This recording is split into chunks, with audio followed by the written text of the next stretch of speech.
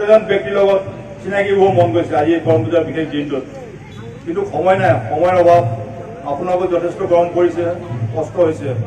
এই কৰম পূজাৰ লগত অৱশ্যে মই সৰুকালৰ পৰাই জড়িত। মোৰ ঘৰ সোণামিল বাগান অঞ্চলৰ কাষতে কদমতলী বুলি কয়। মোৰ জন্ম তাতে, বাগান অঞ্চলত জন্ম, বাগান অঞ্চলত খেলি ধূলি ডাঙৰ দীঘল হোৱা, সোণামিল মালিজান বাগানতে মই ডাঙৰ হোৱা এজন ব্যক্তি। এই কৰম পূজা মই সৰুকালৰ পৰাই দেখিছোঁ, খাইছোঁ, অতিবাহিত কৰিছোঁ। গতিকে এই বিষয়ে আপোনালোকৰ যি পৰম্পৰা, এই পৰম্পৰা চিৰজীৱন যাতে এনেদৰে পৰিচয় লৈ থাকে, আপোনালোকৰ সহায় সহযোগ দেখি ভাল লাগিছে, যাতে এনেদৰে যাতে চলাই থাকে, সেয়ে মোৰ সহযোগ আৰু মৰম ভাল পোৱা সদায় থাকিব। প্ৰত্যেকজন ব্যক্তিৰে নিজৰ নিজৰ স্বাধীনতা আছে, বাক স্বাধীনতা আছে, কৰ্মশৈলী আছে। এই কৰ্মশৈলী বাক স্বাধীনতা যোগেদি আপোনালোকে নিজকে প্ৰতিষ্ঠা কৰিব লাগিব। মই ভাবো ইয়াত থকা বাগান অঞ্চলৰ সমস্যা যথেষ্ট আছে বুলি অলপ আগতে আমাৰ টুটি ডাঙৰীয়াই কৈ গ'ল, প্ৰহ্লাদ ডাঙৰীয়াই কৈ গ'ল, বা বস্তুলত মই যোৱাকালি আলোচনা কৰিছিলোঁ। যথেষ্ট সমস্যা আছে। এই সমস্যাসকল সমাধানৰ ক্ষেত্ৰত আপোনালোকে নিজৰ সমস্যা নিজে সমাধান কৰিব লাগিব, উপযুক্ত পথ নিৰ্ণয় কৰি আগবাঢ়ি যাব লাগিব বুলি মই ভাবোঁ।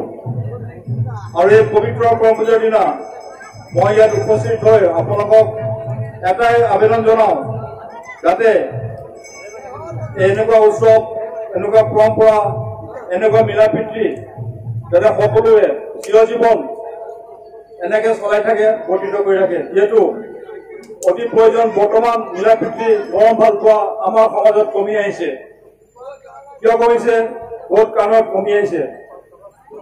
আমি সেইকাৰণে ভাবো আজি যিটো পৰিৱেশ দেখিলো, ইমান ভাল লাগিলে যেন এনেকুৱা মিলা প্ৰীতি ভাল পোৱা মাজেদি আমি সমাজখন সুস্থ সবল কৰি ৰাখিব লাগিব।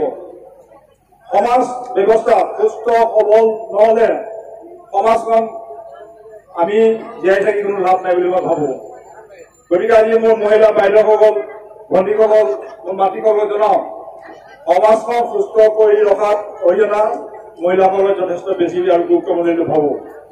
গতিকে মহিলাসকলক মই জনাওঁ, যাতে আপোনালোকৰ এই অঞ্চলৰ ল'ৰা ছোৱালী যথেষ্ট শিক্ষিত হৈছে। অলপ আগতে মই লেদাৰ লগত কথা পাতিলো, লেদা মুণ্ডাৰ লগত। তেওঁ ছোৱালীৰ বিষয়ে যিখিনি কথা ক'লে মই অতি ভাল লাগিছে, ইমান ভাল লাগিছে মই বুজাব নোৱাৰো। লেদা মুণ্ডাৰ ছোৱালী কবিতা মুণ্ডা, তাইৰ নামটো ক'লে মই শুনিলো, অন্তৰত থাকি গ'ল। মই তাইৰ লগত লগ পাই কথা পাতিম, সেইকাৰণে ভাল লাগিছে। ইমান কষ্টৰ মাজত পৰীক্ষা এটা ডিগ্ৰী লৈ পেলাই আজি এখন ৰাঙাপাৰাত সৰু দোকান চলাই আছে, মোৰ ভাল লাগিছে। মই ভাবো ঠিক কবিতা মুণ্ডাৰ নিচিনা প্ৰত্যেকজন আমাৰ আদিবাসী ভণ্টি বাইদেউসকল, ল'ৰা ছোৱালীসকল, ভাইটিসকল যাতে শিক্ষা কৰে। শিক্ষা গ্ৰহণ নকৰিলে আপোনালোকে জগতত পোহৰ নাপাব। এই পোহৰ পাবৰ বাবে শিক্ষা অতি প্ৰয়োজন। আৰু শিক্ষাৰ যোগেদি আপোনালোকে নিজৰ প্ৰাপ্য অধিকাৰখিনি গ্ৰহণ কৰিব লাগিব। কোনো কাৰো অধিকাৰ ঘৰত দি নাযায়, কোনো কাৰো বাক স্বাধীনতা আপোনাক ক'বলৈ নিদিয়ে। এই স্বাধীনতা অধিকাৰ আপোনালোকে নিজে নিজে গ্ৰহণ কৰিব লাগিব বুলি মই ভাবো। আৰু মোৰ আশা আপোনালোকে নিশ্চয় পাৰিব। আৰু এই প্ৰচেষ্টাত আমাৰ যদি সহযোগ লাগে, মৰম ভাল পোৱা লাগে, কিন বিয়া আপোনালোকৰ লগত সদায় থাকিব। আগতো আছে, ইতিহাসৰ ভৱিষ্যত থাকিব। ধন্যবাদ থাকিল আপোনালোক সকলো ৰাইজৰ। কৰম পূজাৰ বাবে মই শুভেচ্ছা জনালো আৰু মৰম ভাল পোৱা যাচিলো। ধন্যবাদ।